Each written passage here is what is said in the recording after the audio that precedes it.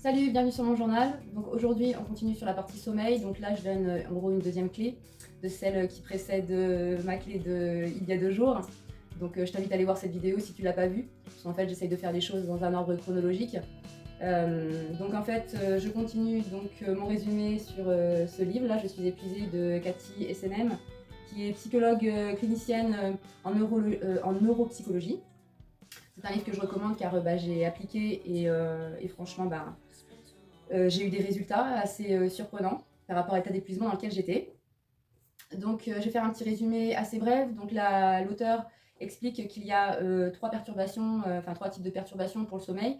Donc, ça peut être le fait de ne pas réussir à trouver le sommeil, le fait de se réveiller à plusieurs reprises dans la nuit, et le fait aussi d'avoir un sommeil suffisamment long mais non réparateur. Donc, elle explique en fait que, en fait, il y a des hormones qui.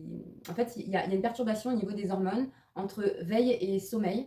Donc, les hormones veille, c'est tout ce qui est cortisol, donc qui est produit donc, à partir de 6h30 matin tout au long de la journée jusqu'à 20h. Enfin, à 20h, ça commence à diminuer et là commence à s'enclencher la production donc, de mélatonine qui, elle, aide à l'endormissement et au fait d'avoir un sommeil réparateur.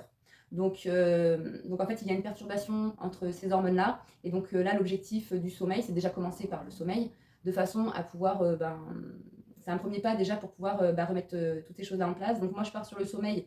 L'auteur, lui, commence pas par le sommeil, mais moi, je pars sur le sommeil parce qu'en fait, ces vidéos sont basées sur une vidéo que j'ai fait précédemment, qui est ma routine quotidienne. Donc en fait, je suis en train de vraiment de décortiquer. J'ai fait une routine quotidienne en format vidéo et je suis en train de la décortiquer en fait donc au fur et à mesure de mes vidéos. Donc là, moi, je parle du sommeil. Ce dérèglement d'hormones, en fait, est dû, donc ça s'est créé avec le temps, c'est dû à notre personnalité que l'auteur appelle bulldozer. Donc là, ce sera une personnalité suractive, perfectionniste, qui prend tout à sa charge, qui écoute pas ses besoins, les besoins de son corps, ses propres besoins, mais par contre qui est à l'écoute des besoins des autres. Enfin, voilà, qu'en fait trop, quoi, en gros.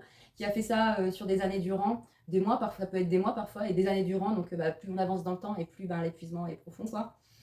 Et plus je pense qu'on mettra du temps à se régénérer. Donc moi, si vous voulez, par rapport à ce livre-là, effectivement, voilà, l'énergie dans laquelle je suis actuellement n'a rien à voir avec celle qui était ne serait-ce qu'il y a 2 mois.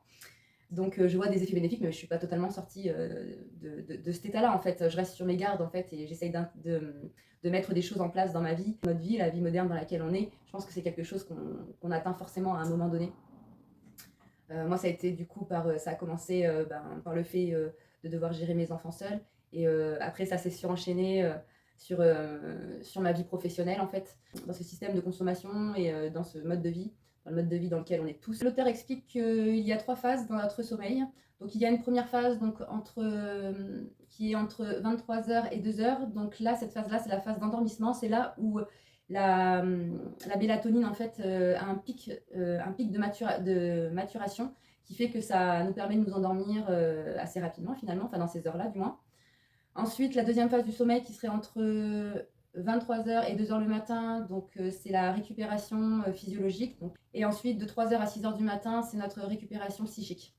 Donc il est important en fait qu'il y ait vraiment au niveau des hormones, qu'il y ait un équilibre de façon à pouvoir avoir des nuits réparatrices. Donc là, les conseils que je donne, ça concerne vraiment les personnes qui sont en surmenage, en épuisement ou dans le burn-out. Donc voilà pour la partie explicative, j'espère que j'ai été claire. Passage à l'action, donc la clé que je vais vous donner aujourd'hui, en fait, c'est celle d'arrêter tous les excitants finalement à partir de 16h. Au mieux 16h, au plus tard 20h, parce qu'en fait 20h, c'est là où le cortisol, en fait, c'est là où il y a une diminution en fait du cortisol pour laisser place donc du coup à l'hormone de la mélatonine. Et donc là, c'est vraiment le dernier délai. Donc alors je sais que c'est encore une fois, c'est bateau, hein, les excitants, enfin tout le monde le sait, mais du coup, on va détailler quel type d'excitants. Le café, le chocolat, le thé, l'alcool, le fait d'augmenter sa température corporelle et tout ce qui est lumière bleue, tout ce qui est lumière bleu-violet, donc il y a dans nos écrans, qui met en activation le cortisol. Et voilà, donc du coup, je vais détailler un petit peu tout ça, je vais vous dire ce que moi j'ai mis en place du coup pour gérer un petit peu tout ça. Donc en ce qui concerne le café, donc la caféine active le cortisol. Au mieux, c'est de boire donc le matin entre 6h30 et 11h, car c'est là où il y a le plus gros pic de production de cortisol. Donc ça peut être soit le café, si tu n'aimes pas le café, le thé. Tu peux le consommer donc tout au long de la journée jusqu'à 16h, idéalement. Et si vraiment 16h tu peux pas, que tu as l'habitude d'en boire le soir, ne dépasse pas les 20h, parce qu'à 20h, c'est là où il y a une diminution de cortisol. et du coup un début de production de mélatonine. Donc moi ce que j'ai fait, ce que j'ai mis en place pour le café, parce que je suis une grosse buveuse de café, le matin je me fais couler 1 litre de café. J'aime bien le boire frais en fait, j'aime pas le café réchauffé, et puis j'ai pas de Senseo en fait pour des raisons on va dire écologiques, zéro déchet on va dire. Et donc du coup voilà, je me fais chauffer mon café, je le mets dans mon thermos, donc j'ai 1 litre de café sur le long de ma journée, et donc je bois mon dernier café à 16 h. J'avoue, quand je débauche, en fait, il est plus. Ces derniers temps, j'ai vu que j'ai changé mes horaires de sommeil et que je me suis alignée à mes enfants. En fait, je débauche plus tard que 16 h, donc ce qui fait que je bois mon dernier café, il doit être entre 16 et 17 h. S'il me reste du café dans le thermos, je jette sans pitié, clairement, pour ajouter en fait de la friction sur le fait d'avoir le fait de ne pas avoir de café à portée de main pour ne pas être tenté à en boire au-delà de cet horaire-là, en fait. Et donc voilà, comme je te dis, si c'est pas possible pour toi, en tout cas, donne-toi 20 h, pas au-delà de 20 h en fait, pour pouvoir permettre la diminution du cortisol.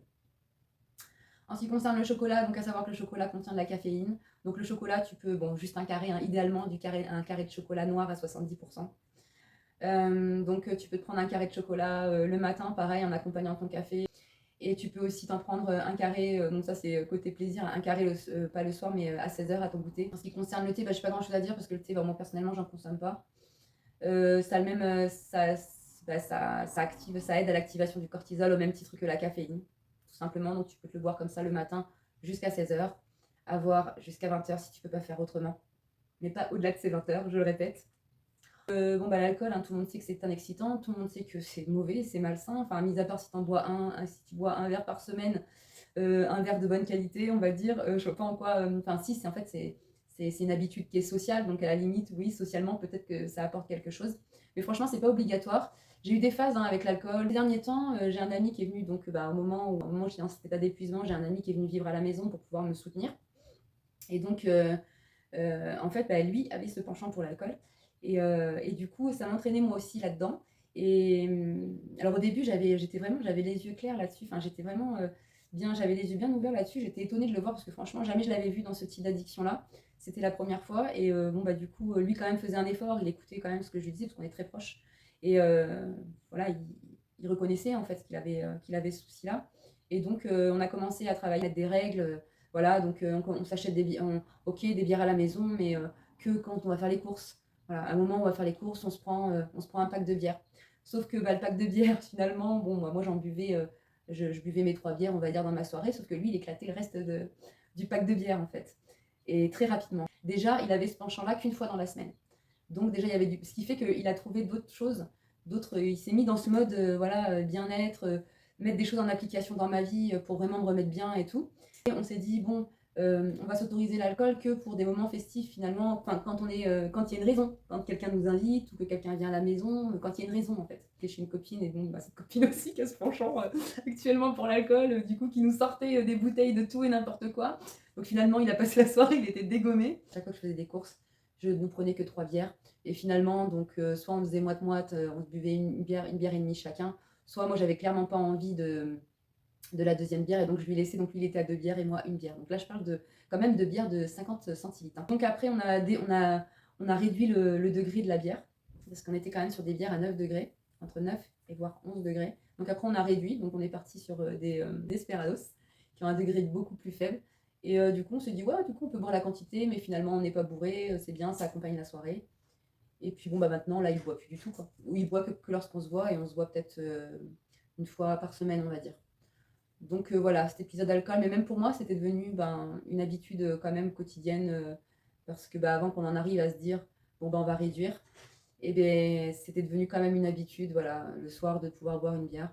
Et donc là maintenant, lui est parti de la maison, ce qui fait que je bois plus du tout à part quand on se voit en fait. Donc l'occasion est venue soit quand on se voit, ou soit quand je vais chez ma pote. Et donc là, ouais, pourquoi pas, quoi. Mais j'en ai bu une hier, j'ai découvert le kayak, et après au courant de la journée, on a fait un pique-nique et baignade.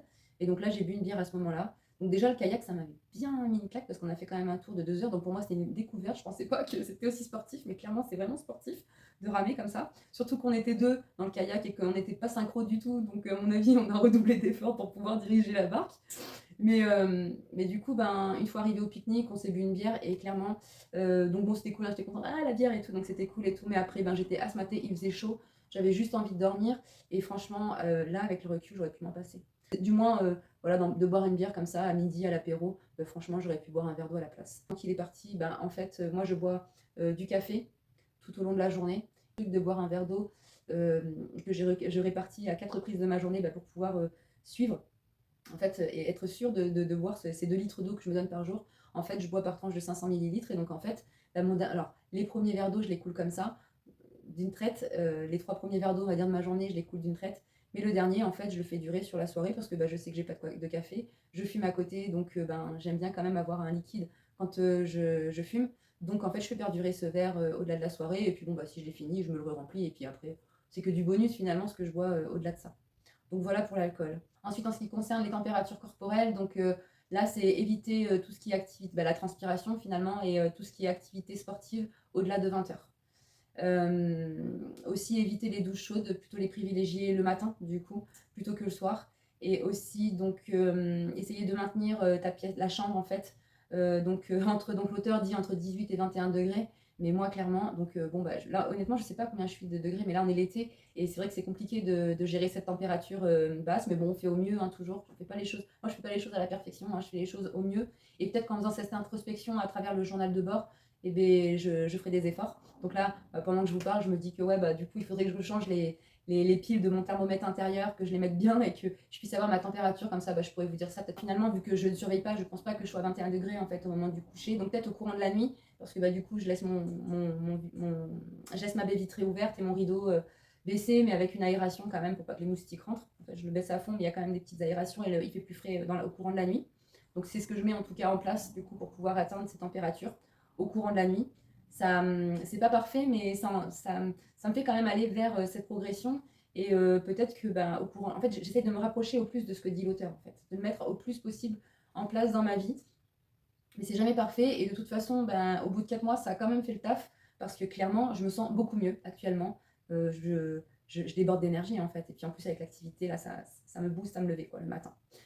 Donc, on va en revenir donc, à nos moutons. Donc, concernant les lumières bleues, c'est pour les lumières de nos écrans, en fait, qui produiraient beaucoup plus que la lumière naturelle et du coup qui activerait le cortisol. C'est que 90 minutes avant le coucher, donc arrêter les écrans et donc si ce n'est pas possible, mettre des filtres en fait de lumière bleue donc sur le portable qu'on trouve dans des applications. Moi, il m'arrive du coup d'utiliser mon portable parce que du coup j'ai toute mon organisation écrite dedans. Je fais aussi, il m'arrive de faire des méditations au coucher. Donc en fait, j'ai juste installé un filtre. Donc je ne sais pas si je pourrais te mettre une capture d'écran. Je vais voir si je peux te mettre la capture d'écran. Mais en tout cas, dans mon portable, j'ai cette option dans mon réveil de pouvoir régler mon sommeil en gros. Et donc quand je fais ça, il y a un filtre qui s'active à telle heure en fait. Et donc à l'heure de mon réveil, de mon premier réveil, donc 1h30 avant mon coucher, j'ai l'activation de ce filtre que je m'interdis, enfin voilà, qui s'active tout seul, que je m'interdis de retirer quoi en fait. Ce qui me permet du coup de pouvoir continuer à cocher mon organisation. Aussi, je regarde beaucoup, donc du coup, je suis des influenceurs, en fait, on va dire, sur YouTube. Donc, j'en ai pas beaucoup, je suis pas beaucoup de personnes, mais les personnes que je suis, en fait, ça traite vraiment des sujets en profondeur, comme ça, liés au développement personnel et à des modes de vie, en fait, alternatifs. Donc c'est important pour moi de continuer de les suivre. Donc c'est ce que je fais. Mais en fait, ce que je peux faire aussi, c'est simplement ne pas le regarder. Et généralement, c'est des sujets qui traitent, où il n'y a pas besoin en fait de regarder, en fait, qui pourraient très bien être sous format podcast, en fait. Donc à ce moment-là, je les écoute parce que c'est pareil, je peux faire aussi du ménage. J'aime bien les écouter pendant que je fais des tâches rébarbatives que j'aime pas plus que ça. Et sinon, j'ai aussi donc la méditation. Donc là, je suis carrément obligée d'aller sur ma plateforme de formation, donc dans ma boîte Gmail. Donc je suis obligée d'utiliser mon portable et d'avoir ma connexion. En tout cas, pour cette lumière bleue, si malgré tout tu as besoin de ton portable, donc bien sûr, je sais pas comment dire, au moment du coucher, tu coupes les réseaux sociaux, enfin tu coupes YouTube, tu coupes les réseaux sociaux quoi. C'est net quoi, je ne suis plus mes réseaux sociaux à ce moment-là. Aussi, je vais l'utiliser aussi si jamais j'ai envie d'écrire, enfin que je suis en mode rumination et que j'ai besoin d'écrire. Alors soit j'allume la lumière à l'arrière de mon portable que je mets à fond et que je pose au loin pour pouvoir écrire sur papier, soit je vais dans mon bloc-notes donc à cet effet et donc j'ai toujours ce filtre bleu du coup qui me protège de cette luminosité en fait. Conclusion de la vidéo, donc là ce que je te demande de mettre en place comme action, c'est d'arrêter les excitants. Donc arrêter les excitants, donc idéalement donc, à partir de 16h.